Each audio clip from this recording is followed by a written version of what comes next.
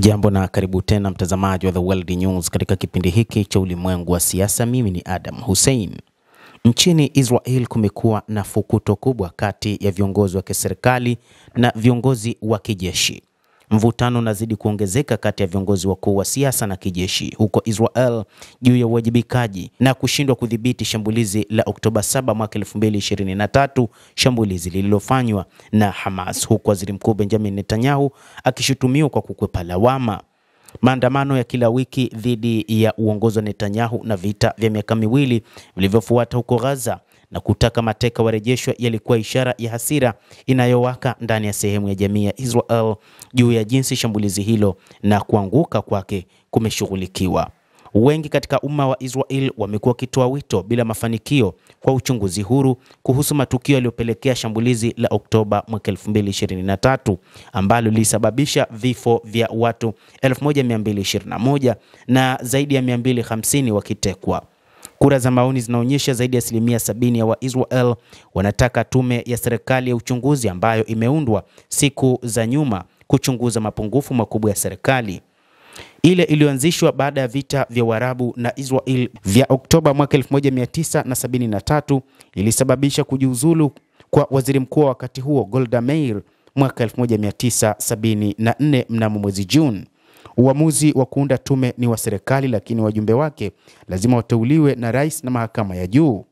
Hata hivyo, haya yote yanasababisha nguvu kubwa kuona kwamba huenda ikamshusha waziri mkuu Benjamin Netanyahu, kutokana na kwamba wakati huu haangalii lolote juu ya kushindwa kwa serikali yake.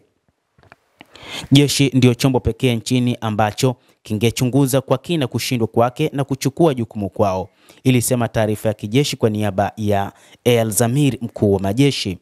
Ikiwa uchunguzi wowote wa zaidi utahitajika kukamilisha picha, lazima iwe na fomu ya tume ya nje yenye lengo na huru, iliongeza. Hata hivyo, kumekuwa na motisha kutoka kwa raia ya kuangalia kile ambacho wamekita ni kutokuwajibika kwa uongozi wa bwana Netanyahu. Kukubali lawama kuna maanisha kuondoka madarakani. Baada ya yote, karibu wote waliokubali lawama wameondoka. Netanyahu amesema atasimama katika uchaguzi ujao utakaofanyika kabla ya mwisho wa mwaka 2025 bila kuwa na hofu ya chochote ambacho kimetokea, na kuona kwamba ni mtu aliyekosea. Hakuangalia serikali ya muungano wa mrengo wa kulia ya Netanyahu nayo inaishutumu mahakama kwa upendeleo wa kisiasa. Zaidi ya miaka miwili baada ya shambulizi la Hamas, hakuna uchunguzi ambao umefanywa na umeanzishwa, na Netanyahu kwa mara nyingine tena anakataa wazo hilo bungeni mnamo Novemba 10, akiutuhumu upinzani kwa kutaka kugeuza kuwa chombo cha kisiasa. Netanyahu sio mgeni katika sanaa ya kuishi kisiasa. Mzee huyo mwenye umri wa miaka 76 ndiye waziri mkuu aliyekaa madarakani kwa muda mrefu nchini Israel, akiwa amekaa zaidi ya miaka 18 katika wadhifa huo katika vipindi vitatu tangu mwaka 1996, na anadaiwa kwamba huenda akagombea tena katika uchaguzi ujao. Wachambuzi wa mambo wanasema kwamba Netanyahu hakubaliani na mpango wa kuwajibika, lakini amekuwa mtu wa kuwajibisha wengine walioko chini yake. Hata hivyo, ilidaiwa katika siku za hivi karibuni baadhi ya viongozi wa kijeshi wa ngazi za juu na hata baadhi ya wanasiasa, mawaziri akiwemo Yoav Gallant, walilazimika kujiuzulu nafasi zao kutokana na kushindwa kwao katika vita katika eneo la ukanda wa Gaza. Na wazo kwamba baada ya miaka hii miwili hakuna uchunguzi na alijaribu kujiondoa katika malawama haya, Waisraeli wengi hawakubaliani nalo. Jeshi la Israeli limetangaza Jumapili kuwafuta kazi majenerali 3 na maafisa wengine kadhaa waandamizi kwa kushindwa kwao kuzuia shambulio la Oktoba mwaka 2023. Hatua hiyo imekuja wiki mbili baada ya kuchapishwa kwa ripoti kuhusu uchunguzi wa ndani wa jeshi kuhusu mashambulizi ya Oktoba 7.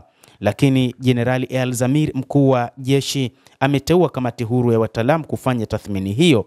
Hata hivyo, kumekuwa na taarifa ambazo zinaeleza kwamba waziri mkuu Benjamin Netanyahu ana mipango ya kuliwajibisha jeshi na kutafuta kila ambaye amesababisha kushindwa kwa Israel na kufanyika kwa mashambulizi ya Oktoba 7.